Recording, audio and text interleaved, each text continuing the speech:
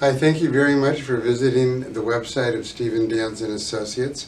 Lately, I would say we have received 3 times as many calls from folks who have questions about non-compete agreements that they find in their employment understandings with their employers throughout California, primarily in the Silicon Valley area, but can be anywhere in any industry. Basically, a lot of companies that are headquartered out of California do not understand that California is the only state that does not allow, thus the unequal sign, non-compete agreements. Basically, a non-compete agreement states that you agree not to compete in a certain geographical spread, say 100 miles or 10 of the 14 counties near where you've been working, and for 1, 2, and up to maybe 5 years in the industry in which you're competing or which you have just left. So California says that we are not going to restrict anyone's right to earn a living in their profession. Non-compete agreements, in fact, restrict your right. So California, as a general rule, will not allow it. There are a few exceptions, for example, folks who buy or sell entire businesses, and part of the goodwill is buying your right not to compete against the person or entity that you sold your business to. So with that exception and a couple like that in mind, we start with our understanding that any non-compete agreement in California is suspect. Once in a great while, we will have somebody come in. We had a case from someone in Minnesota who had already been sued in a Minnesota state court, and the court there found that the Minnesota non-compete agreement was valid. So the question became, should a California court honor that Minnesota decision or void it? So these are some of the issues that we're going to come across in non-compete agreements.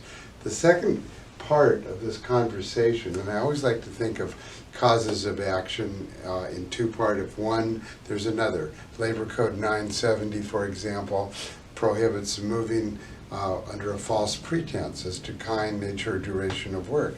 Couple that with Labor Code 972, and you have double damages. So you like to think of causes of action in pairs. So the pair here is non-compete and interference, because if an employer attempts to keep you from working against them in a new company, they may very well be interfering in your employment by using an illegal non-compete agreement to threaten you. And so interference has a Part A and a Part B. Part A would be the typical situation where you have an expectancy of future employment. So that would be what's called interference in prospective economic advantage. There, we must have some independent illegal act in addition to the interference itself. That usually could be trying to sell the new employer on the fear of a non-compete agreement, possibly a claim for defamation against you. The second one is a contract. We'll just abbreviate that with the letter K, so you don't have to look at my back for too long. Contract simply means that you have entered into a contract with a new employer and an old employer interferes with it by demanding that they not hire you. So it could be they're afraid that you're going to bring trade secrets with them, you're going to take customers, but in any event, interference with your contract is entitled to a very high level of protection, and you do not have to show any illegal act other than the interference itself.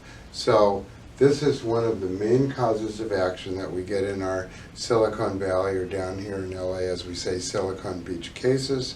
If you are being threatened with a non-compete agreement or asked to sign one, please call us for a free consult. Let's talk about how we can help. Thank you very much.